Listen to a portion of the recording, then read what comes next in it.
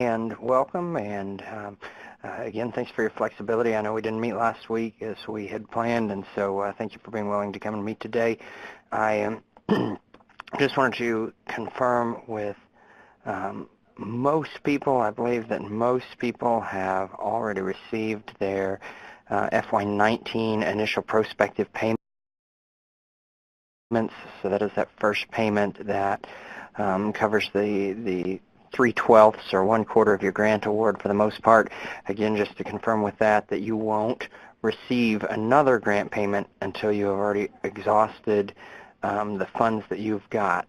So while you've got some funds now, and that's a good thing, I would encourage you to make sure you're turning in expenditure documentation forms as soon as you can, especially when it comes to that period of time when you finally expended all of the funds that you've got, in order to keep those funds rolling for you. If you'll turn in expenditure documentation forms, we can make sure that we're doing our best to get you going on once it transitions to a reimbursement schedule for payments. So just to give you a heads up on that, all right? Other than that, Natasha, I don't have anything else new at this time. Okay, great. We just have a couple of updates. I'm not going to go into every little detail because with the previous, we spent at least two webinars going through the periodic performance report in quite a bit of detail. And so if you want to cover any particular areas within the PPR, then please let me know and we can do that. But right now, I'm just going to highlight a few things that we did. Cody had made some updates, and what we wanted to do was we updated some of the goal areas, and we tried to make it so it's I guess easier to understand or more instructions so that you know what the next steps are for each of these things. So the high-level things that we added, what we had previously was the program year 2018-2019, and those were a little off, so he made some adjustments to those. And so if we're looking at program year 2018, we have quarter 1, 2, 3, 4, and then the cumulative. Now, and Erin, correct me if I use incorrect terminology whenever we talk about this, but whenever you are, hold on, there's a person that says there's no sound on my end. You can call into the phone line. Let me just put this up here real quick for you. Okay, so we have quarters 1 through 4 cumulative. But we know that you're going to, some of those people are rolling over into the next program year. And so we have an area for counts of, people that fall into this category, I guess, post-program year. And then it would be a cumulative of what happened in previous year plus the post-year. Yeah, if I can clarify that a little bit, that one of the things that we've struggled with trying to come up with a logical way to make sure that we count people who roll over from year to year. And so, for example, I know a number of you had asked questions about, can we continue to serve youth who start up in March, April, May? Yes, you can. You absolutely can continue to serve those youth. What we have decided to do in the approach for doing that is to count those youth. Basically, whenever a youth enrolls, we're going to count that enrollment as a program year enrollment. And so when the youth enrolls, even if it's May or June of 2018, we're still in program year, fiscal year 2018. And we're going to count that as an enrollment in 2018. However, anything that accomplishes, so if the enrollment will count as a fourth quarter enrollment, right? But anything that the youth does then as far as accomplishing goals that are related to the performance measures, it gets tricky in where we count those, and so what we decided to do was to continue to count those as program year 2018 participants, but what we would do is we would have a section there where we would log anything that happened to those participants as beyond the fourth quarter, as we would call it a post-program year. So where we normally are recording things to participants as they happen. So for example, as you complete various goals related to the participants that you enroll in that year, those goals would be reported in the quarter that they occur. Well, if you've got an FY18 participant that was enrolled in FY18, but you continue to serve them in FY19, we're going to count them as an FY18 participant since they enrolled, but any performance measures that they accomplish, we'll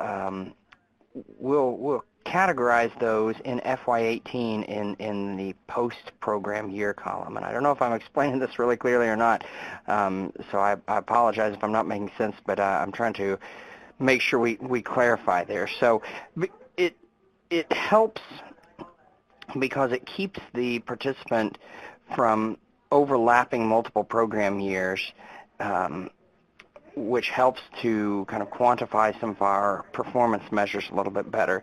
It helps to isolate those by program year. So what some of you might be thinking is, well, how does this affect my performance measure completion? Well, if for some reason you enroll youth in program year 2018 at the end of the year, it may look like they are not initially completing some of the performance measures because they might not have had enough time in the program to do that.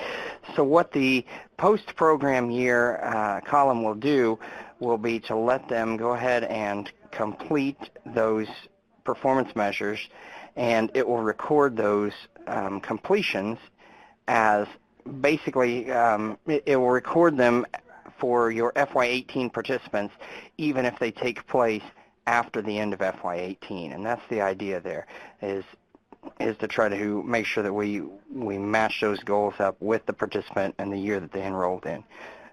So you can absolutely continue to serve participants from FY18, and what will happen is that the gains that they show will be attached to their FY18 enrollment as opposed to an FY19 enrollment, okay?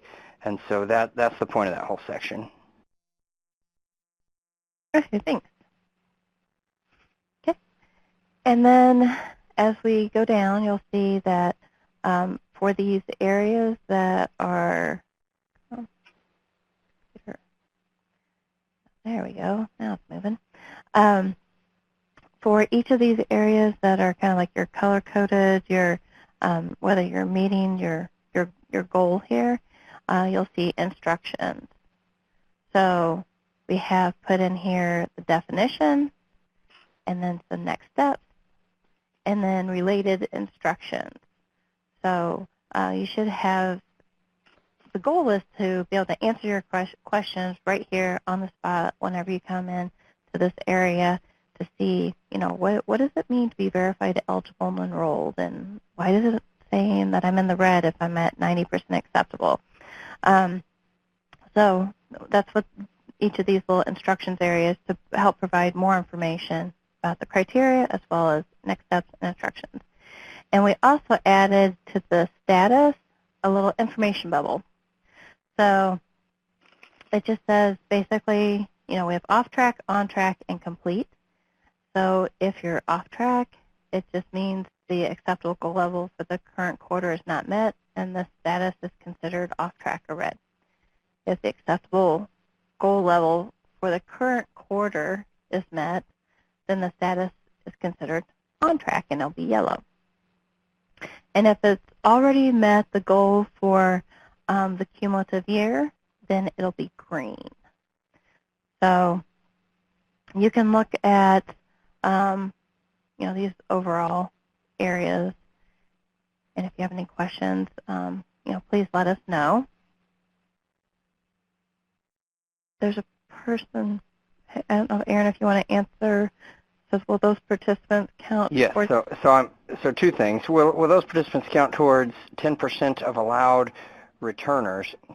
I have no idea what you're talking about there, Damani. We do not have a limit on people who are allowed to return to the program or work. What we have is a limit on the amount of time that a person can be served. And so, excuse me. So, for example, we've mentioned here several times before in these webinars that you can serve a participant for up to 9 months in the program as an active participant, or up to 9 months beyond the end of the completion of high school, whichever is later.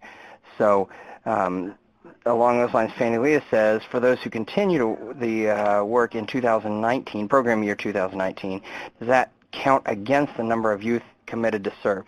It doesn't count against it, it just doesn't count for it. So for example, let me give you an example. Let's say you say for program year 2018 that you are going to serve and place 20 youth into jobs. You're going to have 20 enrollments, and all 20 of those enrollments are going to be placed into jobs. Well, let's say all through the year you're enrolling new youth, and you get your 20th enrollment in late June, and so you meet that goal in late June, okay? Then the as you are working with that youth, if you said you're going to put 20 of those youth into employment, then if you don't have time to put those youth into employment, like the youth that you hired in, or that you enrolled in the program in June, if you don't have an opportunity to get them placed, well, then really you haven't met the goal for FY18 yet. But in time, those youth that were enrolled in FY18 will go ahead and get employment and meet that goal. Now, the part of the problem is, and you mentioned this, Fannie Leah, that you say, in reference to funding. So if you budget funding for youth to pay wages in FY18, and you aren't able to pay those wages in FY18 simply because you don't put those youth to work, you'll have unspent grant funds from FY18, right? So then any wages that end up being paid for those youth would need to be paid out of FY19 funds. So while it doesn't count against you, you're right that it's something that you would need to think about if you're going to commit to placing those youth into jobs.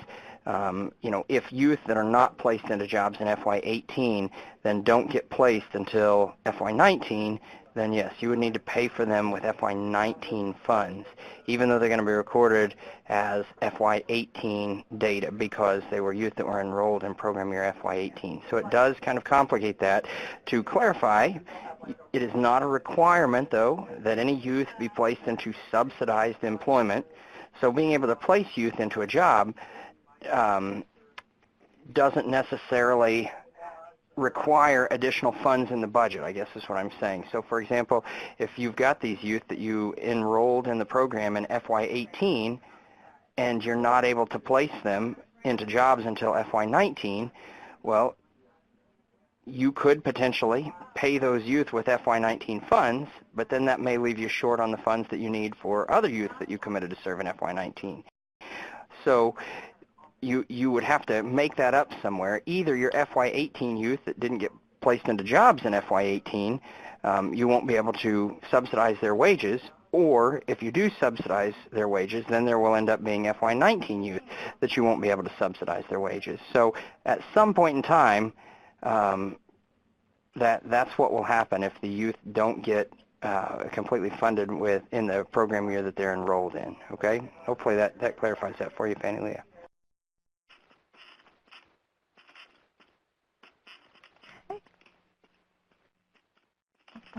Okay.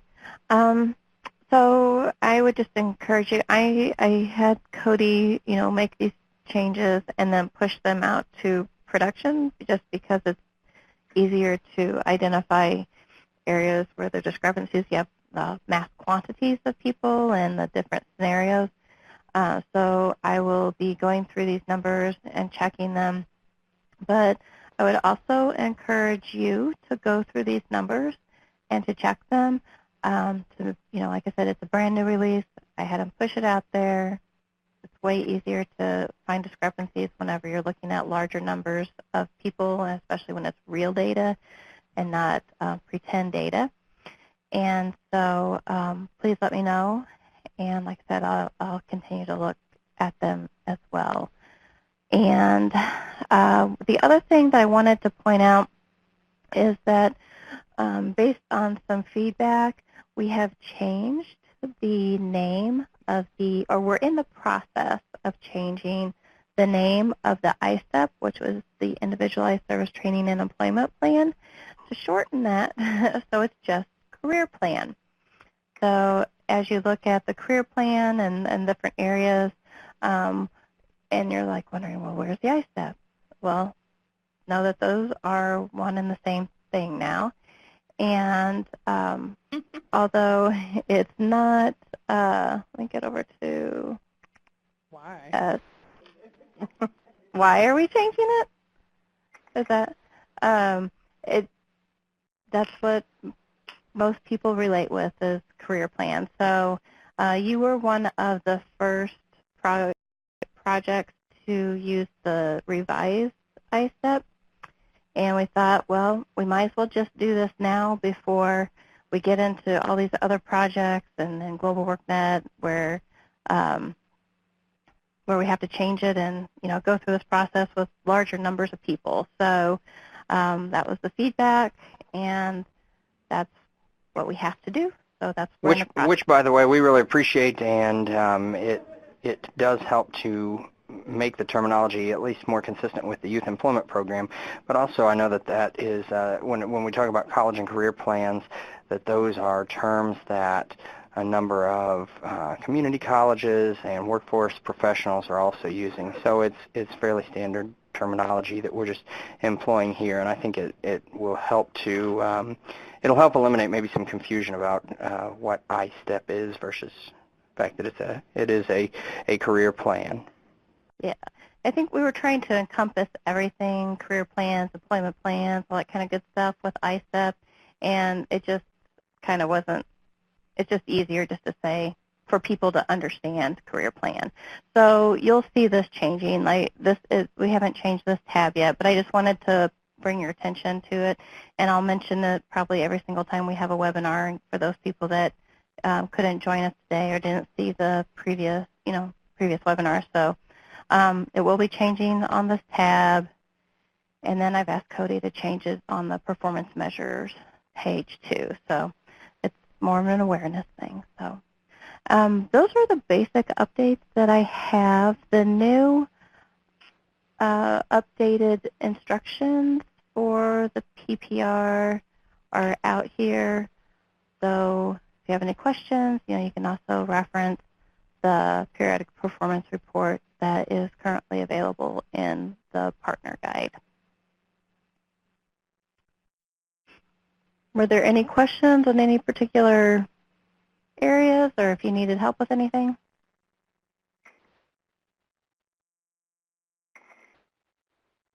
If not, we will let you get back to your day. Yes, good afternoon. Have a good afternoon, and thank you for joining us today. Thanks, everyone.